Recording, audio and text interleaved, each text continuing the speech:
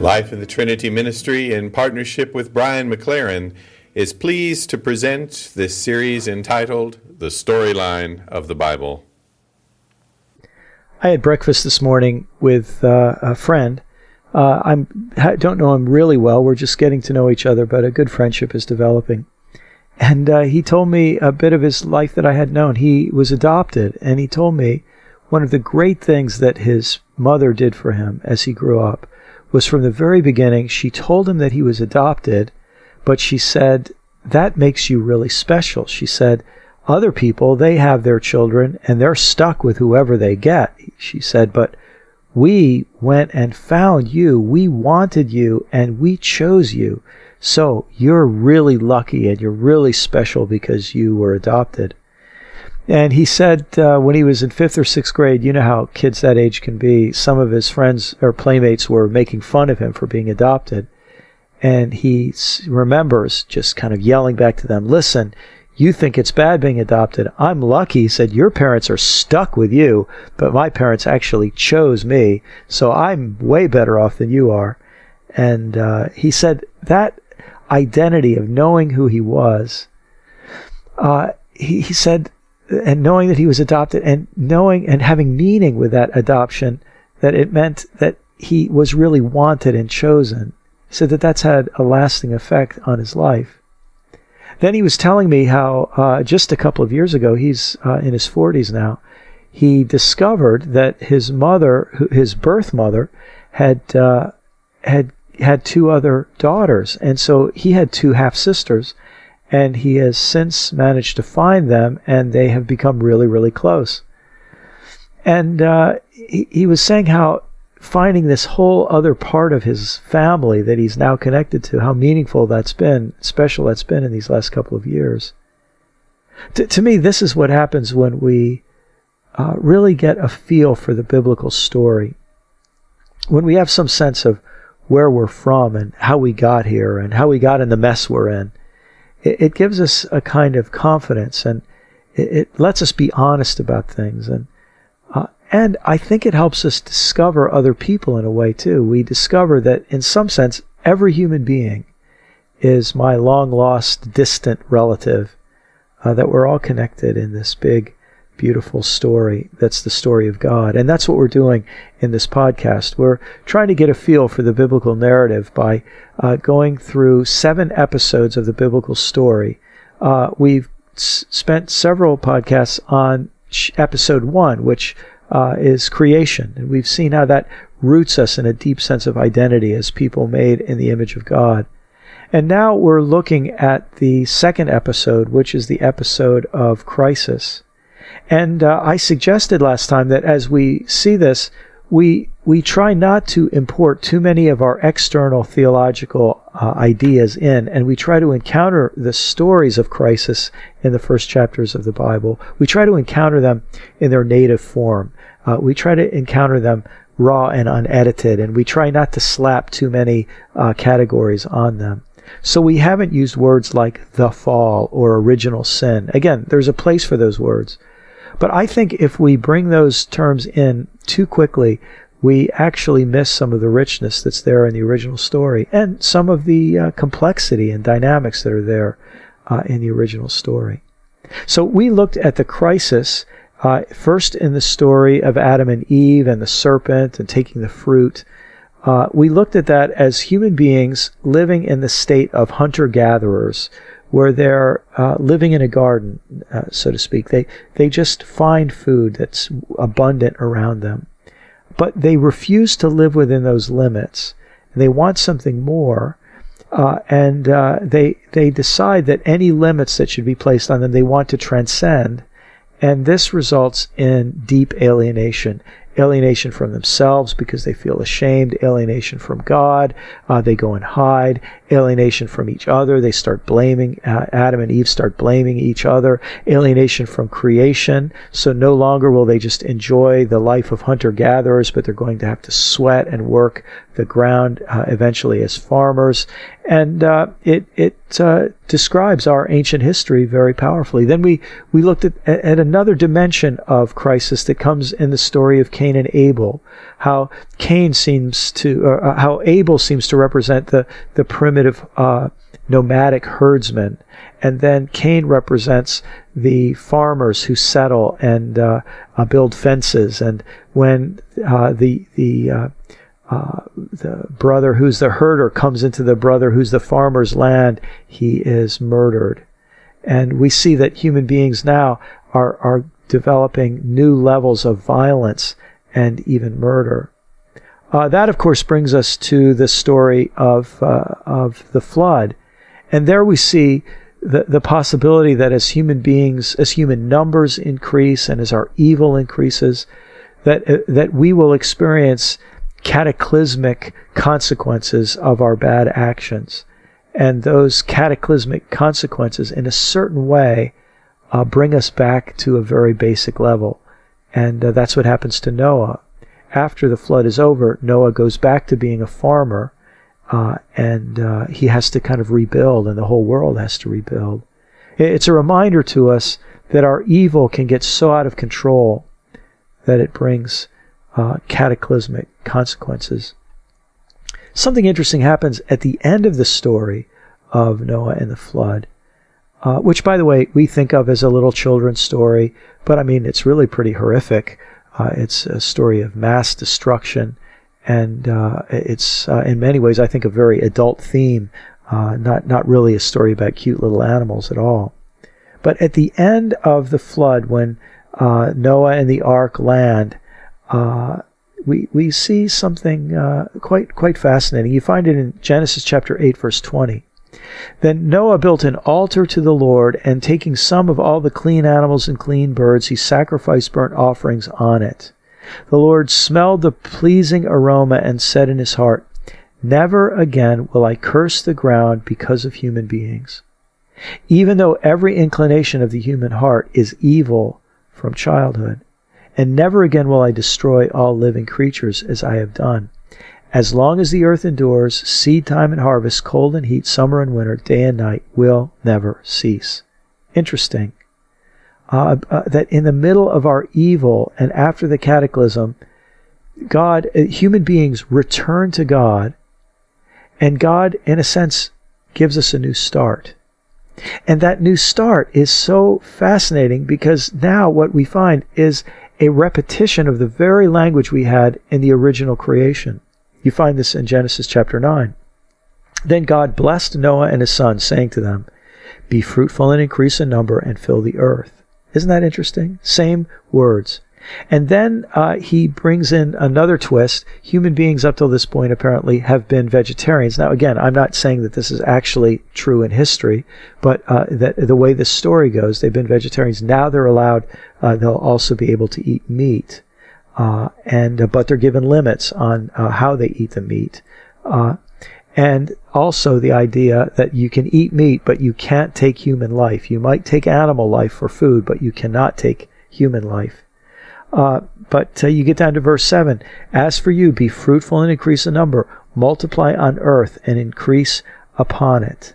And so here we have this sense that let's get back and resume the story. Even though there's been this horrible interruption of human evil, I want to get back to my original creation project, God is saying. Let's get back to your original calling.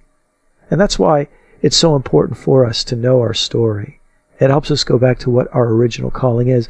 You know, we need that today. Because there are so many ways that you can forget what your original story is. You can think that the purpose of your life is to make money. The purpose of your life is to avoid ridicule. The purpose of your life is to play it safe. There are so many ways that we lose our original purpose. But God brings Noah and his descendants back and says, let's have a fresh start. It continues in Genesis 9:8. God said to Noah and his sons, "I now establish my covenant with you and with your descendants after you, and with every living creature that was with you, the birds, the livestock, and all the wild animals, all those that came out of the ark with you, every living creature on earth. I will establish my covenant with you. Never again will all life be destroyed by the waters of a flood. Never again will there be a flood to destroy the earth." And so God says, listen, he says, I want you to know I'm still committed to you, and you don't have to fear being wiped out anymore. He's saying, I'm going to be with you. And God said, verse 12, this is the sign of the covenant I'm making between me and you and every living creature with you, a covenant for all generations to come. I've set my rainbow in the clouds, and it will be a sign of the covenant between me and the earth. Whenever I bring clouds over the earth and the rainbow appears in the clouds, I will remember my covenant between me and you and all the living creatures of every kind. Never again will the waters become a flood to destroy all life. Whenever the rainbow appears in the clouds, I will remember it and I will see it and remember the everlasting covenant between God and all living creatures of every kind on the earth. I don't know about you, but I find those very powerful words. Now, again, these ancient stories, very often on one level, they function on stories that help us explain, why do snakes have no legs? Why are people afraid of snakes? And why is there a rainbow? Why are there rainbows in the sky? But on another level, I think what these ancient stories are doing is they're telling us that God is remaining faithful and committed to us in spite of our evil. God is not abandoning us. And so the story, in a sense, gets a fresh start. But what happens right after this is Noah gets drunk, and there's more conflict in his family, and soon the populations are growing and scattering around the world. And then we come to chapter 11.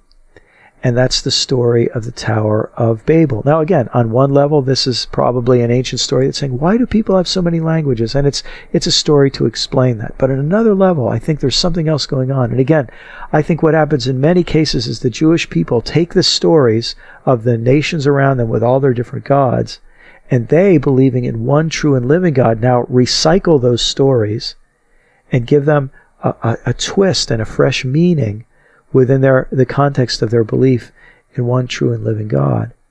And so I'll just read the story. The whole world had one language and a common speech. As people moved eastward, they found a plain in Shinar and settled there. They said to each other, come on, let's make bricks and bake them thoroughly. They used brick instead of stone and tar for mortar. Now, do you see what's happening? This is an explanation of increase in human technology. We go from stacked stones to bricks and mortar. And that makes the possibility of multi-level buildings. It makes the possibility of higher population concentrations. And that's exactly what happens in the Mediterranean world as bigger cities develop. Then they said, come, let us build ourselves a city with a tower that reaches to the heavens, so that we may make a name for ourselves and not be scattered over the face of the whole earth. And so here's this idea now. Let's centralize all the power and authority, and let's create a centralized identity. And then the story continues. But the Lord came down to see the city and the tower they were building. The Lord said, if as one people speaking the same language they have begun to do this, then nothing they plan to do will be impossible for them.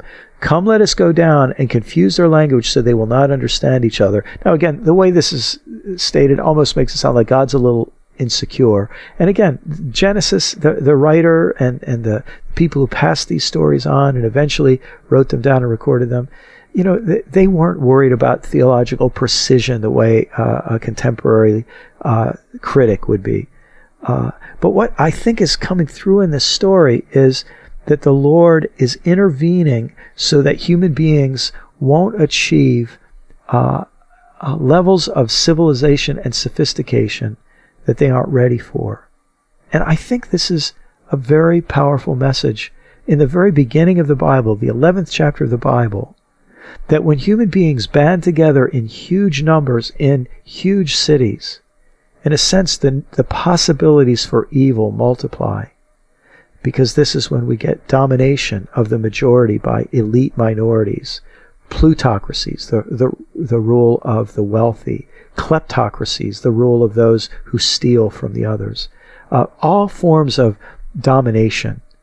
And of course, in our world, when we're talking about the global economy today, I think this story should make us nervous about excessive centralization. It should make us be aware that great danger comes when we excessively centralize. I don't know if you've seen the documentary The Corporation, But I think you can't watch that documentary without feeling some of these dangers. It might not happen in the form of a city being built with bricks and mortar now. Now it might be other kinds of accumulations of power and the erection of other kinds of structures, not just bricks and mortar, but other kinds of political structures that make domination powerful and even more and more dangerous.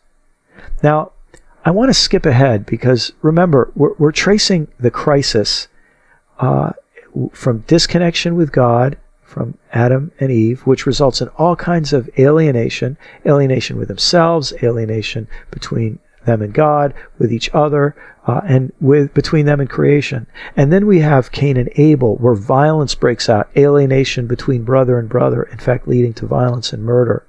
And then we have that evil increases, the population increases in the story of Noah, and a kind of cataclysm that reduces everyone back to the level of farmers again, and they have to rebuild. And then we have soon they get back to building an empire in the story of the Tower of Babel.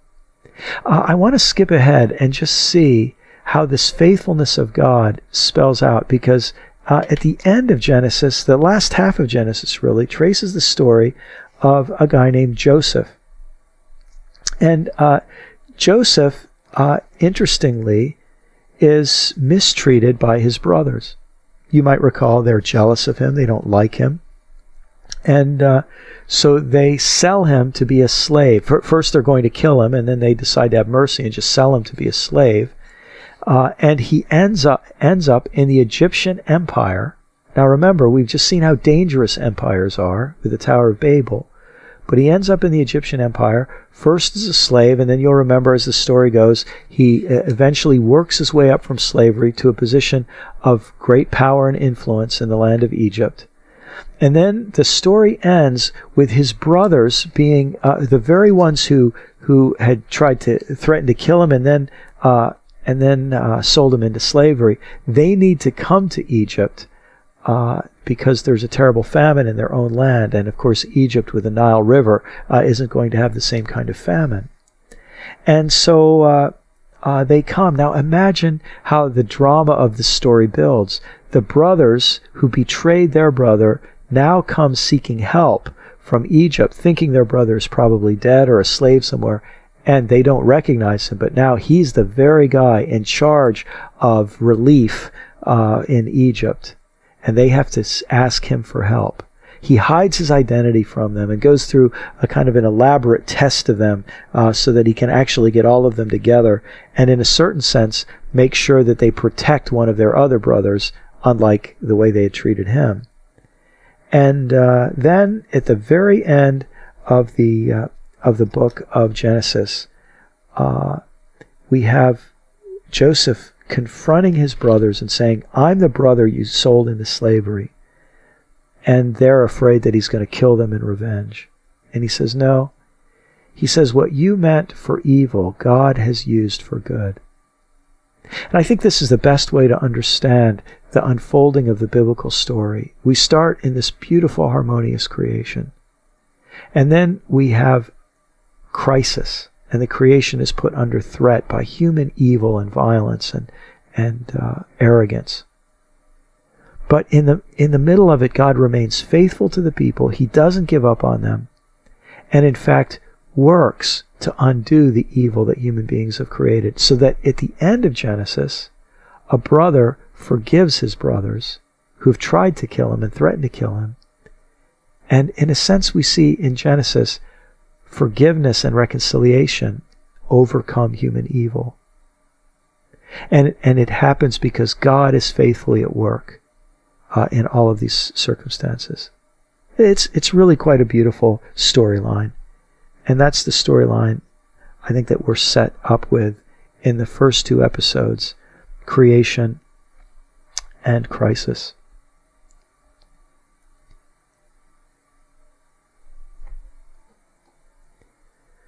My friend who was adopted, because he knew his story, and because the story had been told to him by his adoptive mother in such a beautiful way, he was able to take the news of his adoption and turn it into a source of strength. And eventually it made it possible for him to connect with parts of his family he never even knew that he had. I think if we correctly, wisely understand our story, it will lead us to reconciliation with people. It will lead us to reconciliation with God. What really made the difference for my friend was that saying from his adoptive mother, "You were chosen. You are special." And I think the message we get from the episode of creation and crisis is that God, a good and loving and creative God, made us in his image. And yes, we have refused to live within the responsibility and limits that we are originally given. And we think that we're improving and ascending as we move from hunter-gatherers to nomadic herdsmen to farmers to city dwellers to empire dwellers. But no, we just keep increasing the potential for evil. But through it all, God is with us. God never abandons us. God is faithful to us. And in the end, God will take what human beings intend for evil and will turn it to good. Knowing that, believing that really helps me. This is Brian McLaren with Wired Parish. You've been listening to Brian McLaren. You can visit Brian online at wiredparish.com.